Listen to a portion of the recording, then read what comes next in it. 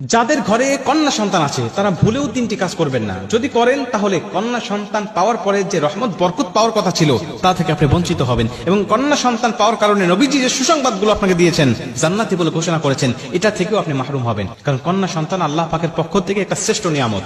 এই নিয়ামতের সৎ ব্যবহার কিন্তু আপনাকে করতে হবে, এই নিয়ামতের পরিচর্যা কিন্তু আপনাকে করতে হবে, এই নিয়ামতের হকগুলো আপনাকে আদায় করতে হবে। আল্লাহ পাক যখন কোনো ব্যক্তির উপরে খুশি হয় তখন তাকে একটা কন্যা সন্তান দান করে। এটা মুসা আলাইহিস সালামকে আল্লাহ স্বয়ং নিজে বলেছিলেন, মুসা, আমি যখন কোনো বান্দার উপরে সন্তুষ্ট হই, কোনো দম্পতির উপরে সন্তুষ্ট হই, তখন আমি আল্লাহ পাক ওই দম্পতিকে একটা কন্যা সন্তান দান করে দিই।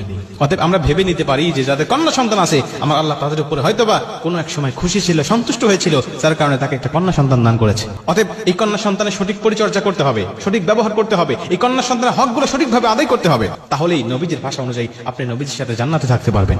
এক নম্বরে, এই কন্যা সন্তানকে আপনি ছোট্টবেলা থেকে আদব শিক্ষা দিতে হবে। এই সন্তানকে কখনো, কন্যা সন্তানকে পরপুরুষের কোলে দিবেন না, পরপুরুষের কোলে দিবেন না। হ্যাঁ, একেবারে নবজাতক কন্যার কথা ভিন্ন, কেবল জন্মগ্রহণ করেছে, খুশিতে আনন্দে অনেক আত্মীয়রা আছে, তারা কোলে নিতে চায়, হ্যাঁ তারা নিক, সমস্যা নেই। কিন্তু এই কন্যা সন্তানের বয়স যখন 3 বছর, 4 বছর, 5 বছর হয়ে যাবে, তখন এই কন্যা সন্তান যখন বোঝা শিখে যাবে, বুদ্ধি হয়ে যাবে, তখন আপনি কোনো পরপুরুষের কোলে দিবেন না। কারণ এখন তো মানুষের চরিত্র ভালো নয়, মানুষের চরিত্র, কিছু কিছু মানুষের চরিত্র পশুর থেকেও নিকৃষ্ট হয়ে গেছে। আল্লাহ বলে, উলাইকা কাল আনআম বাল হুম আদল, তুষ্পদ জন্তু বরং তার থেকেও নিকৃষ্ট। এটা হলো তাদের চরিত্র। এখন বলতে পারেন, হুজুর সে তো ভালো, কোনো সমস্যা নাই, সে ভালো হোক, কিন্তু সে তো পুরুষ। আপনি ওই মহিলাকে, আপনার মেয়েটাকে তার কোলে দেওয়ার কারণে আপনার মেয়ে লাজুকতা ভুলে যাবে, লজ্জা ভুলে যাবে, সে শরমহীন হয়ে যাবে। এরকম ভাবে আস্তে আস্তে চলতে থাকলে লজ্জা শরম সে শিখবে না। অতএব ছোট্টবেলা থেকে তাকে লজ্জা শিক্ষা দিতে হবে, শরম শিক্ষা দিতে হবে। কারণ আল হায়াউ শু'বাতুম মিনাল ঈমান, নবীজি বলে লজ্জা শরম হলো ঈমানের অঙ্গ। অতএব আপনি তাকে লজ্জাশীল করে গড়ে তুলবেন, কোন পরপুরুষের কোলে তাকে দিবেন না।